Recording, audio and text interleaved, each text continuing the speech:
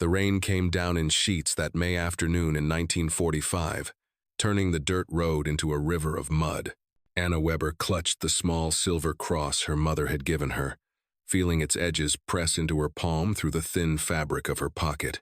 At 26, she had seen more death than most people would witness in a lifetime. The wound on her forearm, hastily bandaged with torn cloth, throbbed with each step. Behind her, 23 other women trudged forward in silence. Some had been nurses like Anna. Others had worked as cooks in military facilities or served in auxiliary roles. A few had been actual soldiers, though Germany's desperation in the final months had blurred all traditional lines. Now they were simply prisoners defeated, exhausted, and terrified. "Keep moving," barked an American soldier, though his voice lacked real malice. He was young, probably no older than 19, and looked almost as tired as they did. Anna glanced at the woman beside her, Greta Hoffman, a cook from Hamburg who had fed troops on the Eastern Front. Greta's face was gaunt, her eyes sunken. They all looked like ghosts, Anna thought. Ghosts of a war that had finally consumed everything. "Do you think they'll shoot us?" whispered Lottie, a 20-year-old signals operator, her voice barely audible above the rain. "Quiet," Anna hissed, but she wondered the same thing. The rumors had spread through their ranks during the chaotic final days, stories of retribution, of American soldiers so enraged by what they'd found in the camps that mercy would be impossible. Anna had heard of Dachau, had seen the photographs passed around by officers trying to maintain morale even as the Reich crumbled. She knew what her country had done. What could they expect now but justice delivered through a rifle barrel? The convoy of trucks had brought them from southern Germany, through towns that barely existed anymore. Rubble and ash marked where homes had stood. Hollow-eyed children watched them pass. Anna had felt shame then, sharp and deep, cutting through her exhaustion. These were her people, and she had been part of the machine that destroyed them, even if only by feeding wounded soldiers or bandaging broken bodies. The camp appeared through the rain like an apparition, a cluster of buildings surrounded by fencing, but not the barbed wire she'd expected. It looked almost temporary, hastily constructed, but orderly. American flags hung limp in the downpour. Watchtowers stood at the corners, but they seemed more symbolic than threatening. The trucks stopped, and the women were ordered out. Anna's boots squelched in the mud as she climbed down, her injured arm protesting the movement. She kept her head up, refusing to show weakness.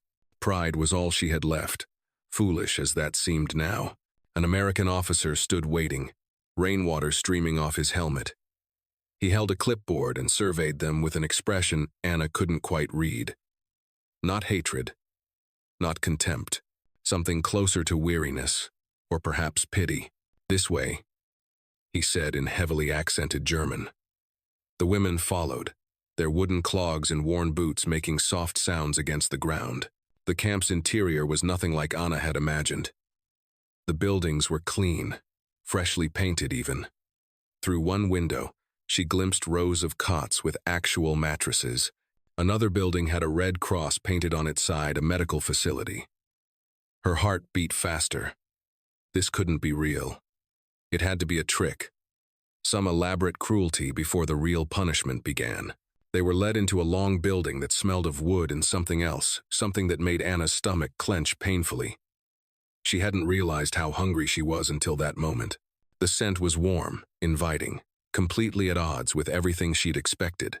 "Wait here," the officer said, then left them alone. The women stood in silence, bunched together in the center of the room like sheep, too afraid to sit at the tables that lined the walls. Long wooden benches flanked each table, and the floor had been swept clean. Electric lights hummed overhead, casting a harsh but honest glow over everything.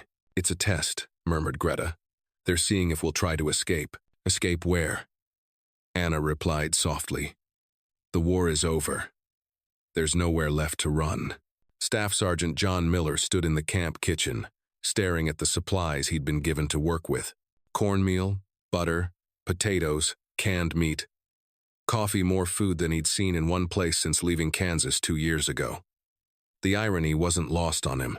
He was supposed to feed the enemy with rations better than what most Americans had access to back home. His commanding officer, Captain Thomas Bradley, had been clear. The Geneva Convention applies.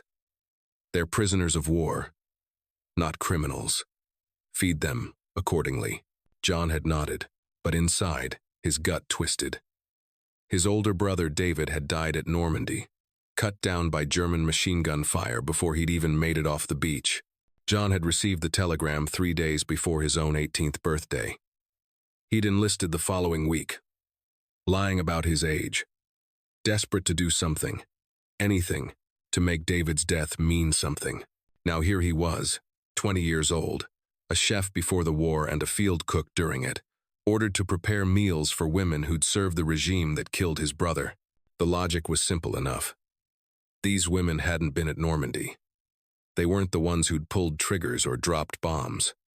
But logic and emotion rarely shared the same space in John's chest. "You all right, Miller?"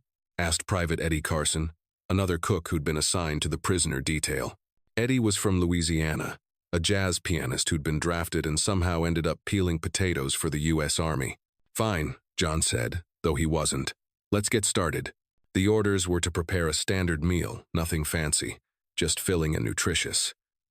But as John measured out cornmeal and greased baking pans, he found himself thinking about David, about the last letter his brother had sent home, where he'd written about sharing his chocolate ration with a French kid who was starving.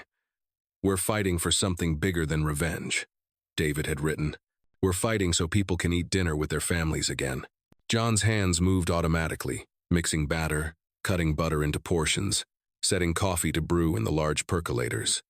Eddie worked beside him, mashing potatoes with powdered milk and margarine. Another cook sliced the canned meat into thin portions, making it stretch further. "These krauts better appreciate this," Eddie muttered. "They're not krauts," John said quietly. "Not today. Today they're just hungry people." Eddie looked at him strangely but didn't argue. Captain Bradley entered the kitchen as they were loading the first trays.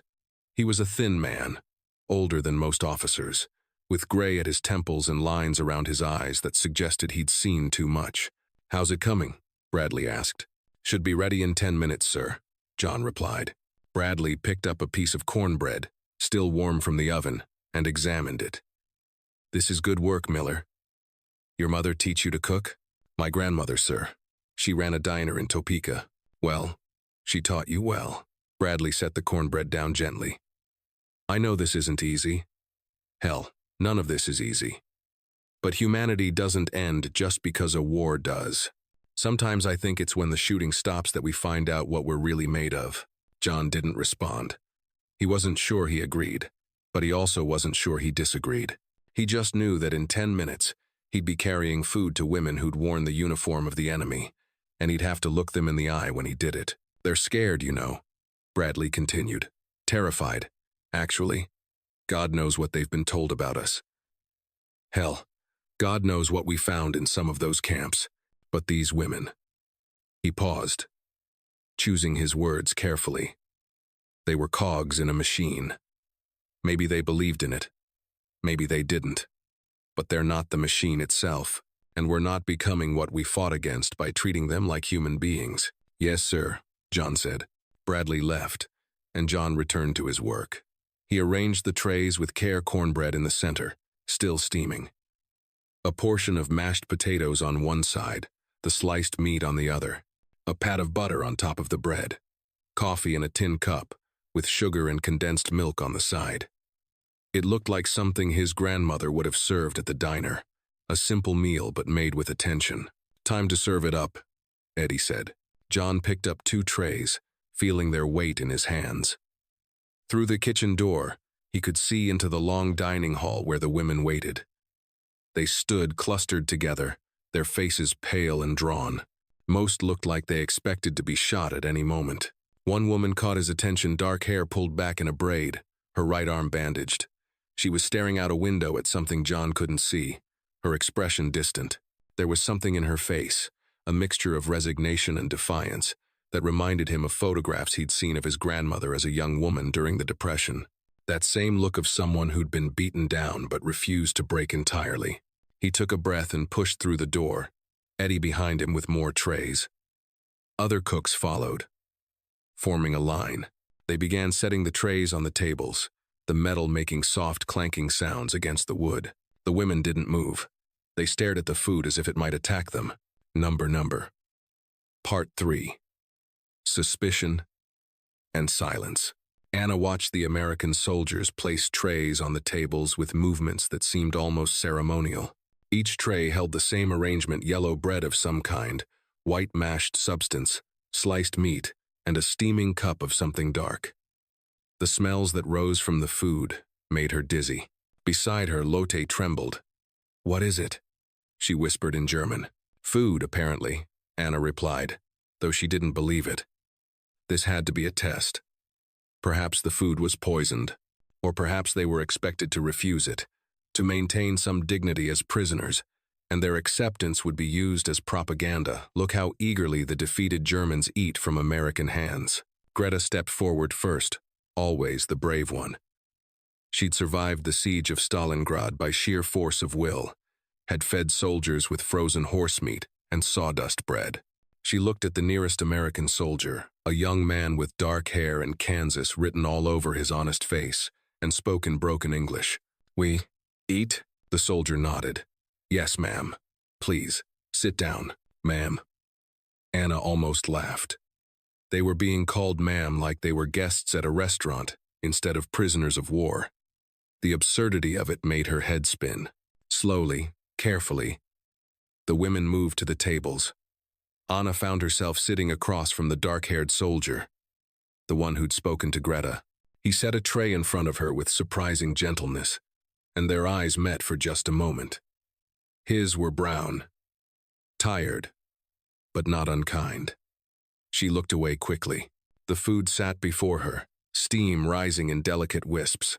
The yellow bread, cornbread, she would later learn smelled sweet and savory at once. The butter was melting into it, creating small golden pools. Anna's mouth watered so intensely it hurt, but she couldn't move. Her hands remained in her lap, gripping her skirt. Around her, the other women were equally frozen. 24 prisoners and 24 trays of food, and not one of them could bring herself to take a bite. "What if it's drugged?" murmured someone down the table. "Or poisoned," added another voice.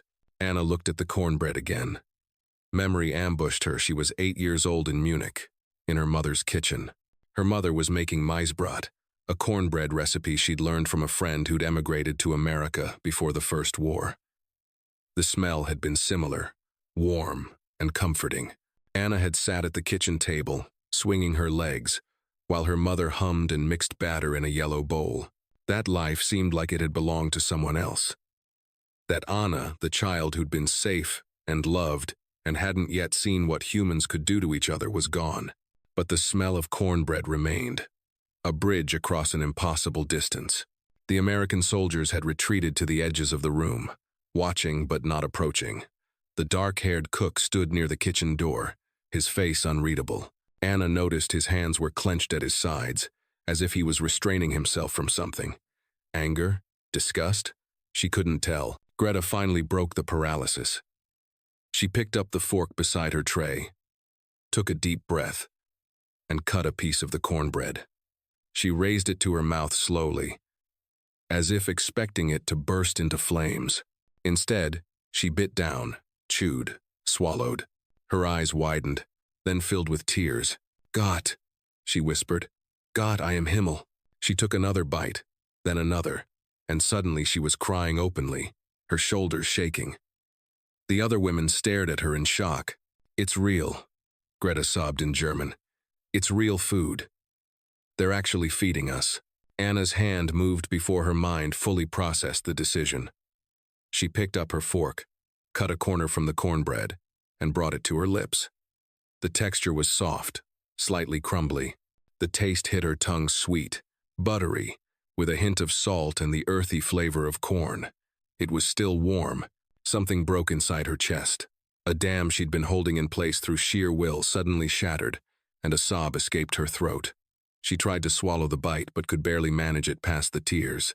Around her, the sound of crying spread like fire through dry grass. Lottie wept into her hands, the fork forgotten. Maria Schmidt, a communications officer who'd maintained rigid composure through capture and transport, dropped her face to the table and shook with sobs. Even the harder women, the ones who'd maintained fierce pride, found their eyes burning. They weren't crying from hunger, though hunger was certainly part of it. They weren't crying from relief at not being poisoned, though that relief was real. They were crying because, in that moment, they were being treated as human beings. Not monsters, not animals, not convenient corpses, just people who needed food. Anna took another bite, forcing herself to chew and swallow despite the tears streaming down her face. The mashed potatoes were creamy and rich. The meat was tender, seasoned simply, but well. The coffee was hot and strong, sweetened just enough to take the edge off the bitterness. "I thought they'd beat us," Lottie said between sobs, her voice cracking. "I thought they'd make us suffer for what we did." "We did nothing," protested one of the younger women. "Didn't we?" Anna heard herself say. The words came out harsh, unexpected. "We wore the uniform. We followed orders. We kept the machine running, even when we knew."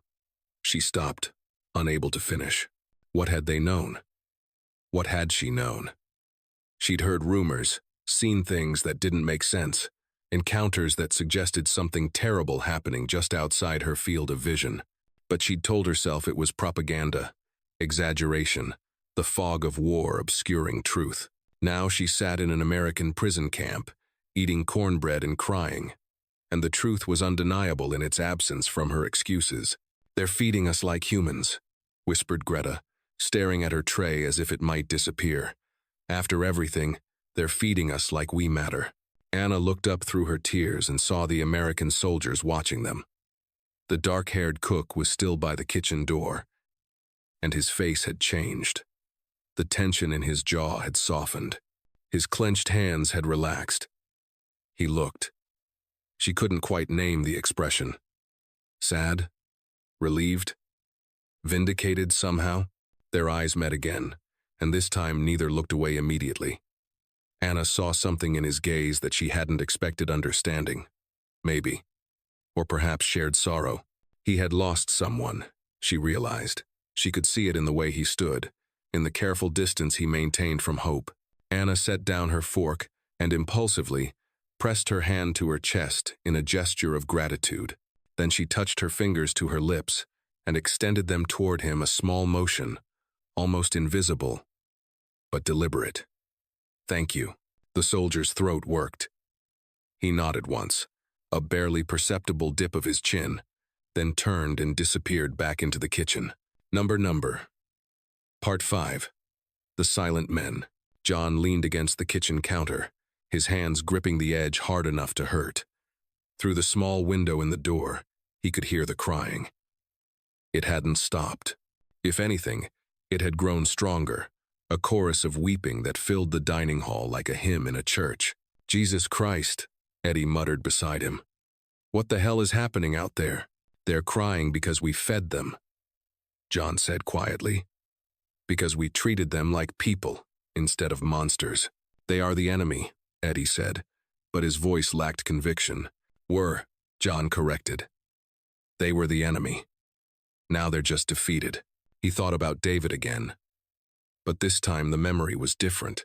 Not David dying on a beach in France, but David at their grandmother's diner, helping serve breakfast to hobos and drifters during the Depression. Their grandmother had a strict policy: anyone who came to the back door hungry got fed. No questions asked, no judgment rendered. David had once asked her why. "Because feeding people is the most basic act of humanity," she'd said. "When you give someone food, you're saying, 'I see you. You exist. You matter.' Sometimes that's all people need to remember: they're human." John had been maybe 10 years old when she'd said that. He'd thought it was naive then, simplistic. Now, listening to German women cry over cornbread, he understood exactly what his grandmother had meant. Captain Bradley entered the kitchen through the back door, his uniform spotted with rain. He must have been making rounds of the camp. He looked at John and Eddie, then toward the dining hall. "Are they eating?" Bradley asked. "Yes, sir," John replied. and crying. Bradley's expression shifted, something complicated passing across his features. I suspected they might. The last camp I worked at, we had a group of Italian POWs. First meal, same thing happened. Not quite this intense, but similar. Something about being fed when you expect to be starved, it breaks through defenses. Should we do anything, sir? Eddie asked. Let them cry. Bradley said simply. Let them eat. Let them remember what it feels like to be treated with basic decency. Maybe they'll carry that memory forward when they go home. Whenever that is. He walked to the window and looked through, watching the scene in the dining hall. John joined him. The women were eating now. Despite the tears, they ate slowly, savoring each bite, as if the food might vanish if they moved too quickly. Some had stopped crying and sat in stunned silence. Others still wept quietly while they chewed. The woman with the bandaged arm, the one John had served first, had composed herself somewhat. She was breaking her cornbread into small pieces, eating methodically. But her eyes were distant, fixed on something beyond the walls of the camp. That one, Bradley said, nodding toward her. She was a nurse. Anna Weber. Found her papers. She was stationed at a field hospital near Munich. No war crimes in her file, no suspicious activities. Just another nurse trying to keep soldiers alive. Like David, John said before he could stop himself. Bradley glanced at him. Your brother? Yes, sir. He was a medic, died at Normandy. I'm sorry, son. Bradley was quiet for a moment. You know what I think? I think your brother would approve of this. Of feeding them. Men who choose to save lives instead of take them, they understand that enemies are temporary, but humanity is permanent. John wasn't sure that was true. He wasn't sure David would approve at all, but he wanted to believe it. He wanted to believe that his brother's death had been for something more than revenge, more than victory. He wanted to believe it had been for the possibility of moments like this where former enemies could sit together, sharing bread, remembering their common humanity. Private Richards said something to me earlier. Bradley continued. Said he didn't understand why we were wasting good food on them. I told him what I'll tell you both. Humanity isn't a resource that depletes. Being decent to prisoners doesn't mean we're being indecent to our own. It means we're proving what we were fighting for in the first place. The right for all people to live with dignity. Eddie nodded slowly. My grandmother used to say something similar. About how cruelty was like a disease, it spread from person to person until everyone was infected. But kindness could spread too, if you let it. Smart woman, your grandmother, Bradley said. He turned from the window. Miller, tomorrow I want you to teach some of them how to help in the kitchen. The ones who worked as cooks, it'll give them something to do. Help them feel useful. And it'll give us extra hands. Yes, sir, John said. Though the idea made him nervous. Working alongside German women. Teaching them American recipes. Sharing space and tools, it felt too intimate somehow. Too much like forgiveness when he wasn't sure forgiveness was his to give. But orders were orders, and part of him, a part he didn't fully understand yet, was curious. He wanted to know their stories, wanted to understand how people ended up on different sides of a war, whether the differences were really as vast as propaganda suggested, or whether they were just accidents of birth and geography. Through the window, he watched Anna Weber take a sip of coffee. She closed her eyes, and for just a moment, her face relaxed. She looked younger than he'd initially thought, probably close to his own age.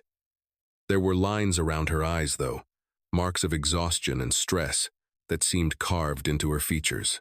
She opened her eyes and caught him watching. Instead of looking away ashamed, she held his gaze. There was a question in her eyes, something she wanted to ask but couldn't across the barrier of language and circumstance. John found himself nodding to her, a small gesture of acknowledgement. I see you, the nod said. You exist. You matter. She pressed her hand to her chest again, then returned to her meal. John turned away from the window, his heart beating harder than it should have been. 3 days after the first meal, Anna sat on her cot with a piece of paper and a stubby pencil. The camp commander had distributed writing materials and said the women could write letters home, though he couldn't promise when or if the letters would be delivered. Germany was in chaos, mail service essentially non-existent, and many addresses no longer existed at all. Still, Anna wrote, the act of forming words on paper felt important, even if her mother never received them. Dearest Muti, I don't know if you'll ever read this letter. I don't know if you're still alive, if our house still stands, if Munich exists as anything more than rubble, but I need to write to you anyway. I need to tell you what happened here, because I think it changed something in me. The Americans captured us on the 8th of May, the day the war ended. We were terrified. We'd heard such stories that they would rape us, beat us, leave us to starve as punishment for what Germany did. I won't pretend I didn't understand why they might want to hurt us. We wore the uniform. We served the regime. We kept the wheels turning even when we suspected terrible things were happening just beyond our sight. But when we arrived at the camp, something unexpected occurred. They fed us. Not scraps or stale bread, but real food. Warm cornbread with butter, mashed potatoes, coffee with sugar. I thought it was a trick at first. We all did. But it wasn't. They were simply feeding us because we were hungry. I cried, Moody. We all cried. Not from hunger, though God knows we were hungry. We cried because someone was showing us mercy when we didn't deserve it. Because after all the cruelty, all the death, all the hatred, someone chose to be kind. There's a soldier here who cooks. He's young, probably my age. He has sad eyes, like he's lost someone. I think he has every reason to hate me, but he doesn't. Or if he does, he doesn't let it guide his actions. He feeds us like we're his family. He adds extra butter to the bread. He makes sure the coffee is hot. These small acts of care, they're more powerful than any weapon. I'm ashamed, Muti. Ashamed of what our country became. Ashamed that I didn't resist harder. Ashamed that I believed the lies for so long. But I'm also grateful. Grateful to be alive. Grateful to remember what human decency looks like. I hope I can come home to you. I hope Munich still exists. I hope we can rebuild something better from the ashes. And I hope I never forget the taste of cornbread, or the lesson it taught me about choosing kindness over cruelty. Your daughter, Anna. She folded the letter carefully and set it aside with the others she'd written. Across the room, Greta was writing too, her pencil moving rapidly across the page. Most of the women were writing letters to mothers, fathers, siblings, anyone who might still be alive to read them. What are you telling them? Lottie asked, looking up from her own letter. The truth, Anna said. That we're being treated well, that the Americans are feeding us, that maybe humanity isn't dead after all. My brother won't believe it, Lottie said. He'll think I'm writing under duress, saying what they force me to say. Then let him think that, Greta said from her cot. But at least you told the truth. At least someone will know. That evening, during dinner, another meal of simple but nourishing food, Anna noticed the dark-haired cook watching them again. He did that sometimes. Stood at the kitchen door and observed them eating. Not in a creepy way, she decided. More like he was trying to understand something. Solve a puzzle he couldn't quite figure out. She caught his eye and smiled slightly. It felt strange, smiling at an American soldier, but it also felt right somehow, like a small act of rebellion against all the propaganda she'd been fed about the inhuman enemy. He looked startled by her smile, then cautiously smiled back. It transformed his face, made him look even younger and infinitely less sad. You're flirting with him, Greta whispered, amused. I'm not, Anna protested, feeling her face heat. I'm just being polite. You can be both, Greta said with a soft laugh. God knows we could all use something to smile about. Later that week, something unexpected happened. Captain Bradley called Anna and 3 other women, including Greta, to his office. Through an interpreter, he explained that they were being assigned to help in the kitchen. The camp was receiving more prisoners, and the cooking staff needed assistance. Anna's first instinct was to refuse. Working in the kitchen meant working directly with American soldiers, including the dark-haired cook whose name she still didn't know. It felt too intimate, too much like collaboration. But then she thought about the cornbread. about the small kindnesses that had been extended to her, about the letters she'd written, if she wanted to rebuild something better from the ashes, if she wanted to practice the humanity she'd been shown, then perhaps this was where it started, in a kitchen making food, choosing to help rather than resist. "I'll do it," she said in halting English. The other women agreed as well, and the next morning, they reported to the kitchen. John Miller watched the 4 German women enter the kitchen with obvious nervousness. They stood just inside the door, bunched together like they expected to be attacked. The tallest one, Greta, according to the roster, had her chin up in defiance, but her hands shook slightly. Anna Weber stood beside her, those dark eyes taking in every detail of the space. "Morning," John said, then realized they probably didn't understand. He pointed to himself. "John." Then he gestured to them with a questioning look. "Greta," said the tall one, pointing to herself. She indicated the others in turn. "Anna, Frida, Catherine." "Good," John said. He pointed to the cornmeal, flour, and potatoes stacked on the counter. Work? They understood that much. Greta stepped forward first, always the brave one, and moved to the potatoes. She picked up a peeling knife, testing its weight, then began to work with the efficiency of someone who'd done this thousands of times. The others followed her lead, each finding a task that needed doing. John worked alongside them, at first maintaining careful distance. But as the morning progressed, he found himself naturally moving closer, showing them where supplies were kept, demonstrating how he liked the cornbread mixed. Communication happened through gestures and simple words, but somehow they managed. Anna was the first to laugh. John had been trying to explain how much butter to add to the potatoes, using increasingly absurd hand gestures. When she suddenly giggled, the sound was unexpected and bright, cutting through the tension that had filled the kitchen. "Too much," she said in careful English, pointing to his exaggerated gesture. "You say, too much." "Yes," John admitted, grinning despite himself. "Maybe a little too much." Eddie Carson, working at the far end of the kitchen, stared in amazement. Did they just laugh together? He asked no one in particular. By the afternoon, something had shifted. Not friendship exactly. The war was too recent. The wounds too fresh, but a kind of working partnership. They moved around each other with growing ease, passing utensils and ingredients, checking each other's work. Greta turned out to have strong opinions about seasoning. She tasted the soup John was making, wrinkled her nose, and added salt without asking permission.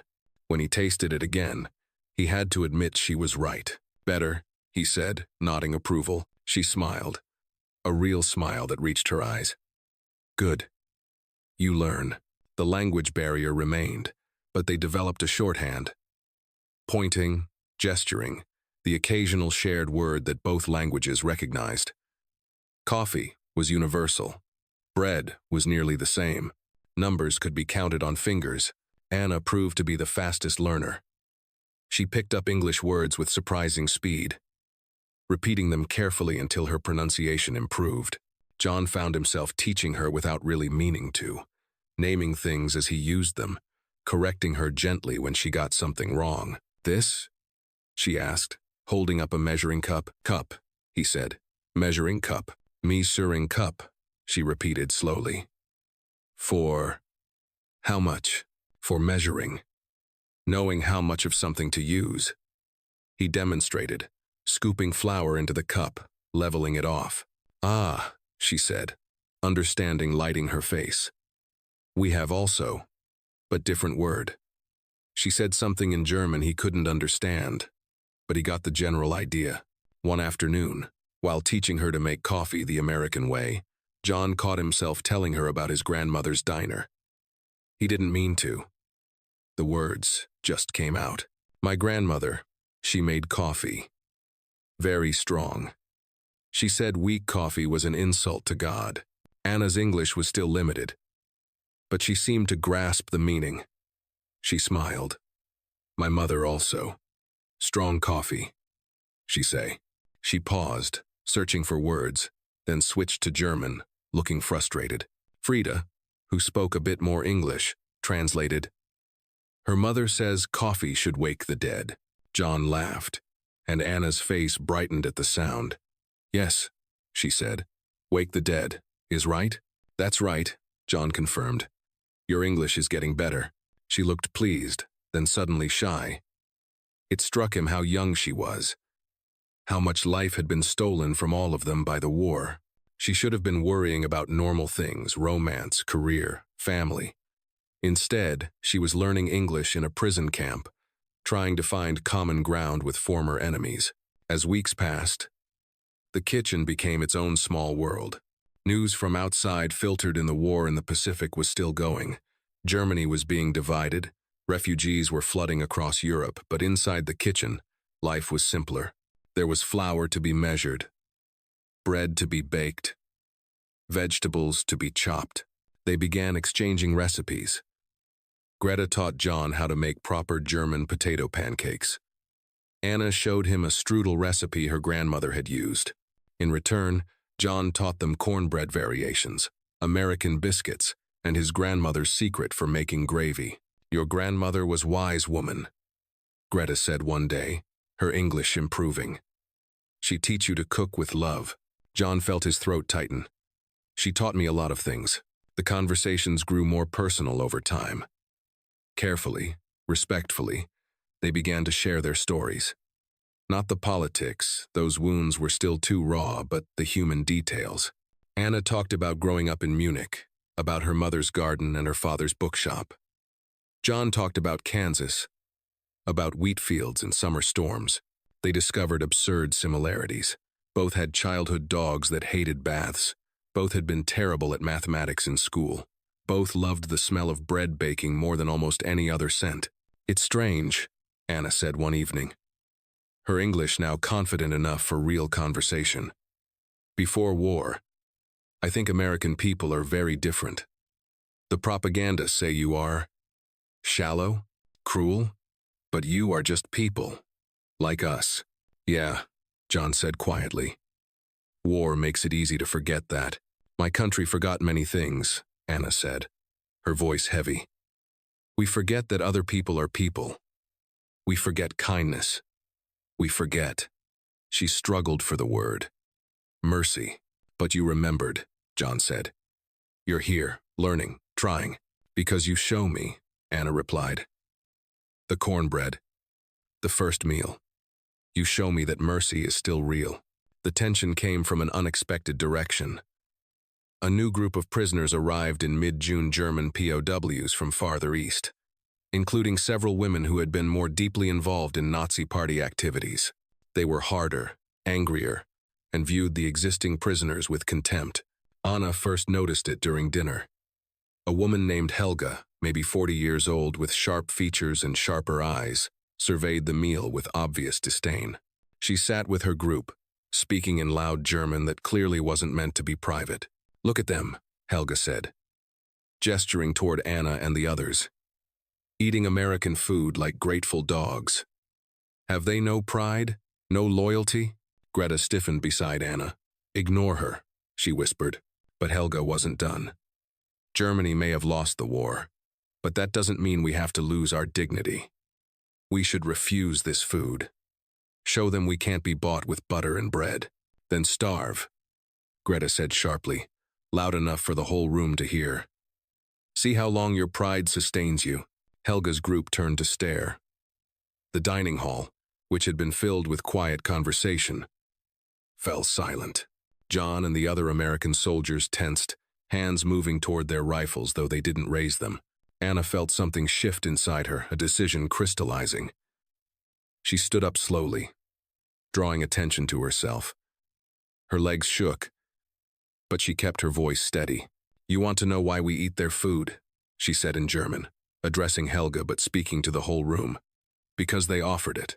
Because when we arrived here terrified and starving, expecting punishment, they gave us warm meals instead. Not scraps, not moldy bread, real food, prepared with care. They're the enemy, Helga spat. No, Anna said firmly. We were the enemy. Past tense. The war is over. Germany surrendered. And do you know why? Because we lost.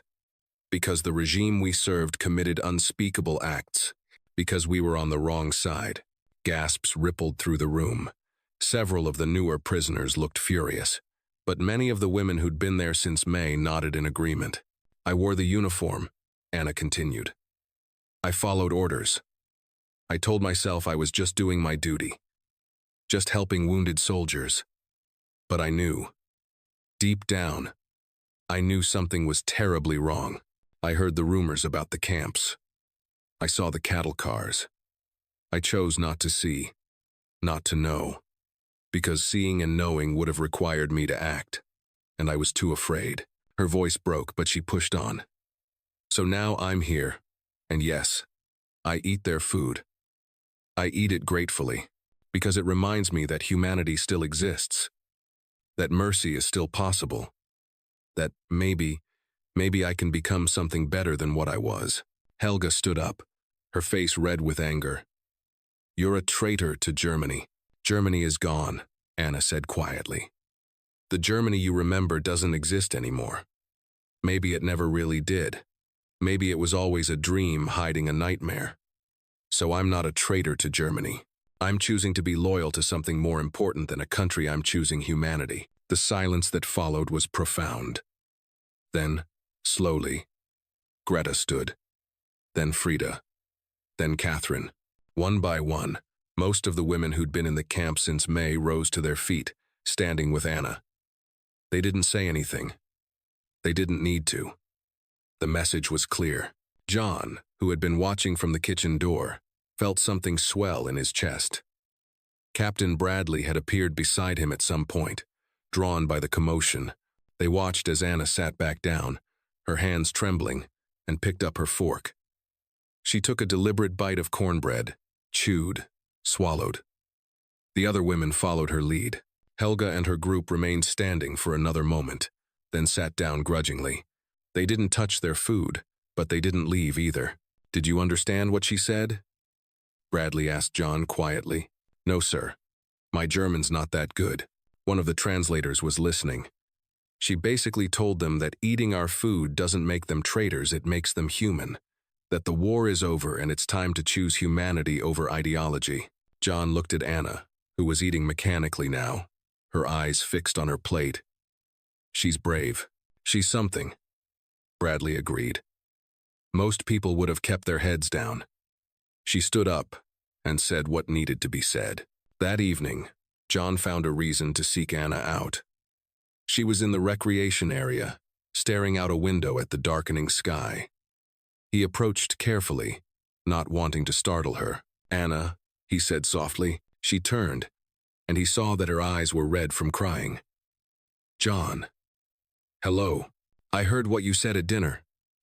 Well, I heard you said something important. The translator told me. She looked embarrassed. I am sorry. I make, how you say, scene. You made a scene, yes. But it was the right scene to make. He paused, trying to find the right words. You were brave. You told the truth, even when it was dangerous. Not dangerous, she said. Just difficult, but necessary. Those women, they want to hold to the old ways. But old ways bring us here. To war. To death. To, she gestured helplessly. To all this, my grandmother used to say that courage isn't about not being afraid. It's about doing the right thing even when you're terrified. Anna smiled slightly. Your grandmother sound like wise woman. Like my mother. They would be friends, I think. Yeah, John said. I think they would. They stood in silence for a moment, watching twilight settle over the camp. Finally, Anna spoke again. John, why you are kind to us? We are enemy. We serve the regime that kill many people. You must hate us. John had asked himself that question many times. He thought about David, about his grandmother, about Captain Bradley's words about humanity being permanent while enemies were temporary. I don't hate you, he said carefully. I hate what the regime did. I hate the war, the death, all of it. But you're not the regime. You're just a person who got caught up in something terrible. And yeah, maybe you made some bad choices. But you're trying to do better now. That matters. My brother died in this war, Anna said quietly. He was 17. He believe everything they tell him. He die believing he fight for something good. I am angry at them for this, for taking my brother and making him die for lies. I lost my brother too, John said. At Normandy. He was 19. Their eyes met, and in that moment, John understood that grief was universal. Loss transcended nationality. Pain spoke a language everyone understood. I am sorry, Anna said. I'm sorry too, John replied. They stood together in the fading light, two people from opposite sides of a war, united by the simple fact of their shared humanity. The announcement came in August. Germany would begin accepting prisoners back, and the women in the camp would be repatriated in stages. Those who had homes to return to would go first. Those whose towns had been destroyed would be sent to refugee processing centers. Anna received her assignment in late August. She would leave in 3 days, bound for Munich. Whether her mother was still alive, whether her home still stood, she had no way of knowing, but at least she would find out. The night before she was scheduled to leave, the kitchen staff organized a small farewell. It wasn't official. Captain Bradley looked the other way while John and the others prepared a special meal. Cornbread, of course, but also roasted chicken, fresh vegetables from the camp garden, and even a simple cake. You don't have to do this, Anna said when she saw the preparations. We want to, John said. You've become part of the team. We're going to miss you. Eddie Carson grinned. Who else is going to tell Miller his coffee is too weak? It is too weak, Greta said, laughing. Always too weak. They ate together that evening, American soldiers and German prisoners, sharing a meal not because they had to, but because they wanted to. The conversation was a mix of English and German, with lots of laughter and only a few tears. Toward the end of the meal, John disappeared into the back room and returned with a package wrapped in brown paper. He handed it to Anna. For your journey, he said. She unwrapped it carefully. Inside was a loaf of cornbread, still slightly warm, wrapped in clean cloth. Beneath it was a piece of paper with a recipe written in careful English, translated into approximate German underneath. So you can remember, John said quietly. Anna's eyes filled with tears. I will never forget. How can I forget? I don't know what's waiting for you in Munich, John continued.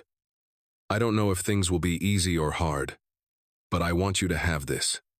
To remember that people can be kind, that mercy exists, that humanity survives, even after everything. Anna clutched the package to her chest. Thank you. For the food, yes, but more than food. For treating us like we matter. For showing me that I can be more than what I was. The next morning, a truck arrived to transport the first group of released prisoners. Anna stood with her small bundle of belongings, the cornbread package wrapped carefully inside. Greta, Frida, and Catherine stood with her. They were all leaving together. John and Eddie came out to say goodbye. The camp had assembled American soldiers on one side, German prisoners on the other. It could have been a scene from any war, victor and vanquished, separated by an invisible line. But then Anna did something unexpected. She walked across that line, directly to John, and extended her hand. He took it, shaking formally, and she said in careful English, "Thank you for first meal. Thank you for showing me how to be human again." John's throat worked. "Good luck, Anna. I hope Munich is still there. I hope your mother is waiting. I hope so too." She paused, then added, "If I have daughter someday, I tell her this story, about the war that end, and the men who choose kindness." She released his hand and started to turn away, but John spoke again. "Anna, wait." He pulled something from his pocket, a small photograph of the kitchen crew, taken a few weeks earlier. Anna was in it, laughing at something Greta had said, flour dusted across her apron. "So you don't forget us either," he said. She took the photograph with trembling hands, studied it for a long moment, then carefully tucked it into her pocket next to the cross her mother had given her. "I will not forget," she promised. Never. The truck's engine roared to life. The women climbed aboard, sitting on wooden benches in the back. As the truck pulled away, Anna looked back at the camp, at the American soldiers standing at attention, at John Miller watching her go, at the kitchen where she'd learned that humanity could survive even the worst of wars. She raised her hand in farewell. John raised his in return. The truck rounded a corner, and the camp disappeared from view. 15 years later, Munich had rebuilt itself. Not completely, scars of the war still showed in empty lots and rebuilt neighborhoods that looked too new beside older structures. But the city lived again. Anna Weber stood in her small bakery on a quiet street near the Marienplatz. The shop was modest but successful, known throughout the neighborhood for its excellent bread, and particularly its cornbread, an unusual item in a German bakery, but one that drew curious customers and kept loyal ones returning. On the wall beside the oven hung a faded photograph in a simple frame. It showed a young woman in an American military camp, laughing, flour on her apron, surrounded by people from both sides of what had been the worst war in human history. Beside it was a recipe, yellowed with age, written in 2 languages. A customer entered, a journalist doing a piece on small businesses in Munich's recovery. She noticed the photograph and asked about it. Anna smiled, the lines around her eyes deepening.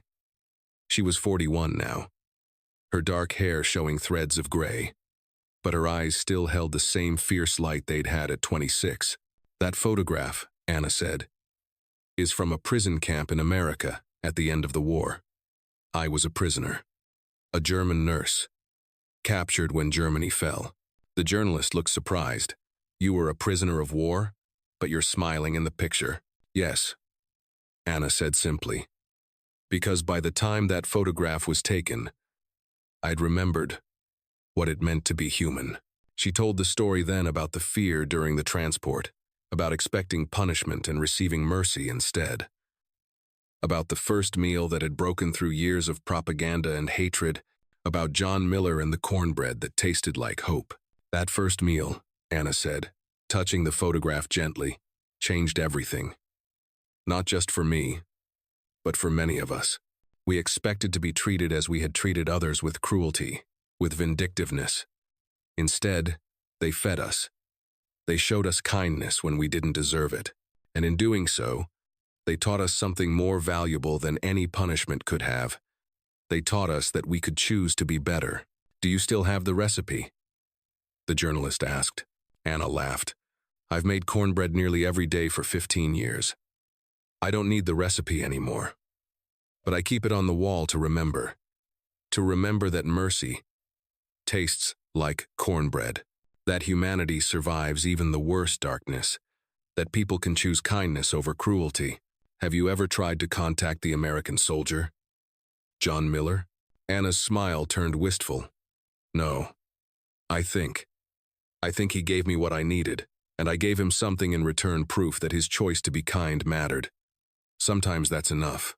Sometimes the lesson is more important than the continuing connection. She moved to the counter and wrapped a piece of cornbread in brown paper, just as John had done 15 years earlier. She handed it to the journalist. Here, for your article.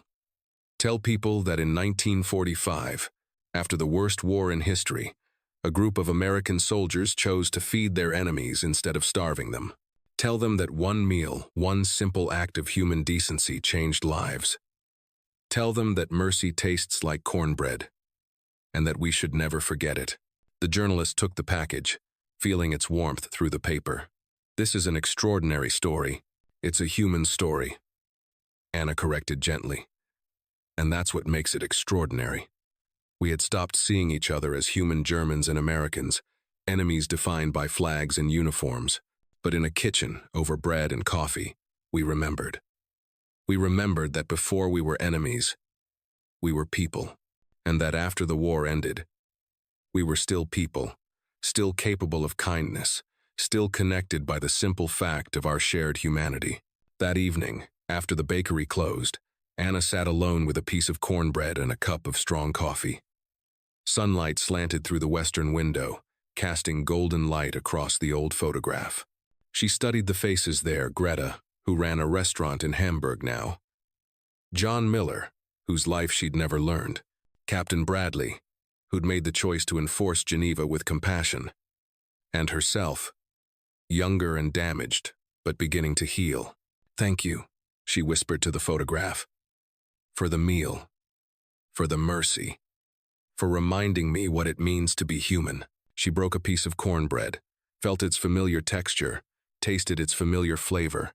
15 years, and it still tasted like forgiveness, like possibility. Like the moment when she'd realized that despite everything, despite the war, despite the hatred, despite the terrible things both sides had done, humanity could survive. Mercy tasted like cornbread, and Anna Weber would spend the rest of her life ensuring that no one who entered her bakery would forget it. Outside, Munich continued its evening rhythm. People walked home from work. Children played in reconstructed playgrounds. Life went on, as it always did, carrying forward the lessons of the past, whether people remembered them or not. But Anna remembered. She would always remember. And in remembering, she would keep alive the truth that John Miller had taught her with that first warm meal. That kindness was stronger than cruelty. That mercy was more powerful than revenge. And that the simple act of feeding someone, of seeing them, acknowledging their existence, treating them as human, could change the world, one meal at a time.